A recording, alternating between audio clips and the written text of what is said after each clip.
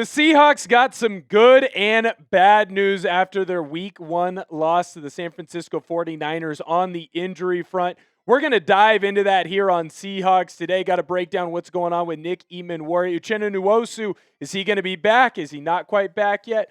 Who knows? And then we got to break down the two injuries at the wide receiver position with Jake Bobo and Dareke Young. That wide receiver position could really use their depth after a poor showing against the 49ers. But I need your help. We need you here at Seahawks Today to sub for Seahawks dubs, because right now, if the Seahawks lose on Sunday, that means they're 0-2 on the season. And 0-2 teams do not make the playoffs. Just ask Big Cat's Pinky. Now let's get into the show. All right, Nick Emmanwori, the news is not good. I was hoping that Mike Macdonald would show up to his presser on Monday and tell everybody, hey, don't worry, the world isn't falling. The sky isn't falling. Nick Emmanwori is going to be back. But not only does it sound like he is going to miss at least one game, there's a conversation about Emmanwori heading over to the IR with a sprained ankle. Mike Macdonald had this quote exactly to say.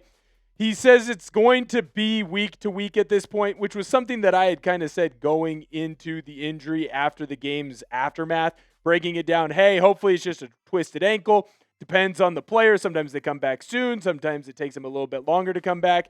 Doesn't sound like that's going to be the case. Macdonald also had to say that there is a conversation right now on if Emmanwori might end up on the injured reserve. Right now, the Seahawks are going to miss Emmanwori. Not only did he test off the charts in the combine, it's why you moved up in the second round to go and get the safety, but he's been playing that big nickel position for you. And I know he only played in 5 plays. Guess what? He had a tackle in the backfield against Christian McCaffrey, a player that is hard to get down in the backfield if you can. If you do not have Nick Emmanwori, it completely changes the scheme that you want to have for the Seahawks. The other fear is that how long is he going to be out? Missing Nick Emmanwori at that big nickel spot for one game, hey, you can figure out something. You can move some things around. But if he does end up going on to the IR, you're not going to get him back for at least 4 weeks. That means he doesn't come back until the middle of October against the Jacksonville Jaguars. You are going to go on a run now where you have 4 very difficult games starting in Pittsburgh, but then you're also going to have to take on Tampa Bay, and you're going to have to take on the Arizona Cardinals. Those are 3 games that I'd really like him back for. If he has to miss Pittsburgh, he misses Pittsburgh. But if you have to put Nick Emmanwori on the injured reserve, that means that ankle injury is as bad as a high ankle sprain can be. I worry about the replacements that you have for Nick Emmanwori right now in that big nickel spot. They did not perform at the level that they needed to perform when you were taking on the 49ers. You tried out multiple different options there, and none of them, and I mean none of them, got through that game flawless. But before I go through who those replacements for Emmanwori would be, I got to talk to you about today's sponsor. This episode is brought to you by PrizePicks. You and I make decisions every day, but on PrizePicks, being right can get you paid. Don't miss any of the excitement this season on PrizePicks, where it's good to be right. PrizePicks is simple to play. Just pick more or less on 2 to 6 player stat projections, and if your picks are right, you could cash in. PrizePicks invented the flex play, which means you can still cash out if your lineup isn't perfect. You can double your money even if one of your picks doesn't hit. I was playing PrizePicks this weekend. Trust me, I should have used the flex play option. Now I've got my PrizePick lineup coming up for the Seahawks game against the Pittsburgh Steelers on Sunday. Cooper Kupp, I think he's going to have a revenge game. 37.5 yards, he's going to get more. The Pittsburgh Steelers, they haven't faced a defense like Mike Macdonald's got cooking in Seattle. They're going to punt more than 3.5 times. And Jaxon Smith-Njigba, he hasn't scored a touchdown yet. I think he gets in the end zone on Sunday. He's going to get more. Download the app today and use code CLNS to get $50 in lineups after you play your first $5 lineup. That's code CLNS to get your $50 in lineups after you play your first $5 lineup. PrizePicks. It's good to be right. The options for Nick Emmanwori's backup, frankly, they're just not good. When I look at the different options that you used in the game, I felt like there were a lot of issues that needed to be fixed in multiple spots. Now, the first option for you is to move Devon Witherspoon from that starting corner position that he has right now on the right side and move him to that nickel spot, which is where he's been listed at because that's where he played a lot last year. Here's the problem.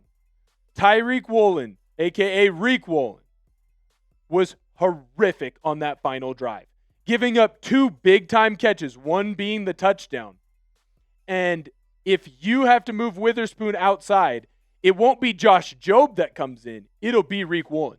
Josh Jobe, the way he played and performed, Mike McDonald already said it over on Seattle Sports Radio, he has earned himself a starting spot. Riq Woolen, the way he played, I don't want him anywhere near the field. To me, he's lost trust. Last year, when he came in big moments, he didn't succeed. He had moments in crucial crunch time spots where it just felt like he was lackadaisical and missed focus. You can see it on the catch right here. He was in perfect position to make a play on this ball against Ricky Pearsall, and instead he stutter steps and the ball gets caught past him. I don't want Devon Witherspoon moving to nickel, not because he's not good enough, because his backup isn't good enough at that corner spot. The other option that you have is you can go and play Dakota. In my eyes, Dakota struggled in replacement for Emmanwori. Felt like he wasn't able to keep up with Christian McCaffrey when he had to pick him up out of the backfield. I know that George Kittle got hurt early. Guess what? George Kittle was making big-time plays against Dakota. He's a good player. He's just a little bit too small to play that nickel position if you're going to have to go up against a bigger player or against a dynamic player. I understand it's a tall task to ask anybody, especially a backup, to cover Christian McCaffrey in the flat one-on-one. He just frankly wasn't able to do it. And so in my eyes, you need Emmanwori out as fast as possible. Again, 5-play sample size. He played at a very high level doing so. This is not good news for the Seattle Seahawks. Fingers crossed he doesn't end up on the IR. Uchenna Nwosu has been said to be returning to practice. And we're not talking about him with the sled anymore, marching like this. Remember, everyone knows I do a great imitation of Uchenna Nwosu marching with the sled. You're going to actually get him back in the pads and running around trying to make plays. This is huge for Seattle. He was going to be one of your veteran leaders. You can see it from his last 4 years. When he's been healthy, that guy flies around and makes plays.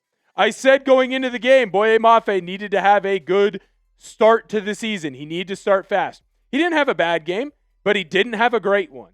Uchenna Nwosu can be that player that matches up on the opposite side of DeMarcus Lawrence, your top edge rush tackler in this game. And now all of a sudden, you have 2, I'm not going to say premier edges, but damn good edges when it comes to the NFL. You've got 2 guys that can fly around and get after the passer. Hopefully not rough them.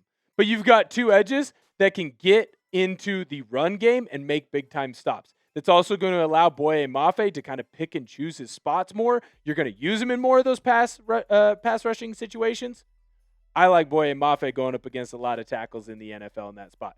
Uchenna Nwosu getting back makes this defense deeper, and he gives you that added edge. He's a veteran presence. We've seen it. When he has had extended play, he comes in and he makes big-time stops. Not just getting after the quarterback and getting sacks, but making tackles in the run game. Getting Uchenna Nwosu back this week would be huge to a defense that already played, in my eyes, lights freaking out. Now, the wide receiver room. Let's be honest. Everyone was disappointed with our wide receivers last week, except for probably Jaxon Smith-Njigba. Like, when Sam Darnold throws for 150, but 125 of that goes to Jaxon Smith-Njigba, good for Jaxon Smith-Njigba. Bad for everybody else. You need some players to step up. And getting Jake Bobo and Dareke Young back off the injury report and hopefully being active for this game could be a difference maker there for you as well.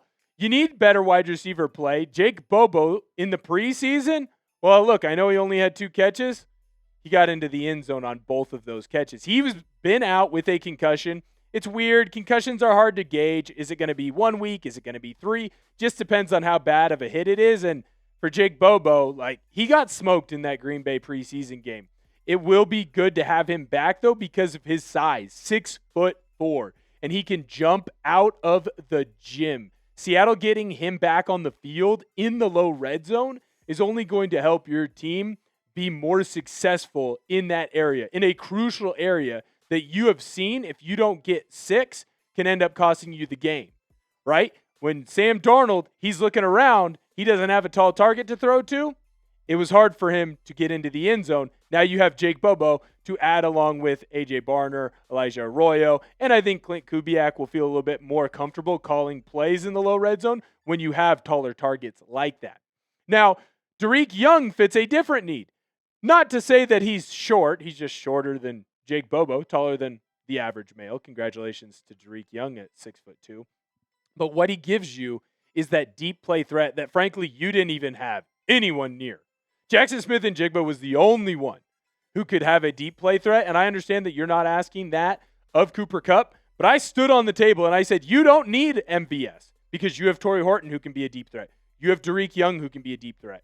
Tory Horton, nowhere to be found in that last game. So you're going to need not only him to step up, but getting Dareke Young back after the hamstring injury. If everything is good to go there and he can run at the speed that we saw him in preseason, oh boy, does he stretch the defense. You saw it against the Kansas City Chiefs. He had a big-time pass and catch there against them. I think it ended up being just under 50 yards, and it led to more throws being open underneath. I understand you're going to go in the comments and start smashing, well, it was against the second string and third string defensive backs. Don't care. He is fast enough and athletic enough that he can get open in space. If he gets open in space, you now have a deep threat. Or you have 2 of them because Tory Horton has taken that step forward. It's only going to open up more things for the offense. You saw it with San Francisco. They didn't think that they could get beat deep. You had a lot of one-on-one matchups, and they didn't let you catch anything short. It's going to open up the short passing game more. Guys like Robbie Oots, Elijah Arroyo, A.J. Barner, Charbonnet, and Kenneth Walker out of the backfield are now going to have more opportunities and more room to run because of those deep threats. You need Dareke Young back, and you need him at 100% health. I would say after the first game against the 49ers that I am disappointed in our Seattle Seahawks. I thought they were going to go into that game and come out with the victory, and frankly, you're 9 yards away from coming out with a victory. Let me know what your one word is to describe the Seattle Seahawks 1 week into the NFL season. Until next time, I'll see you later.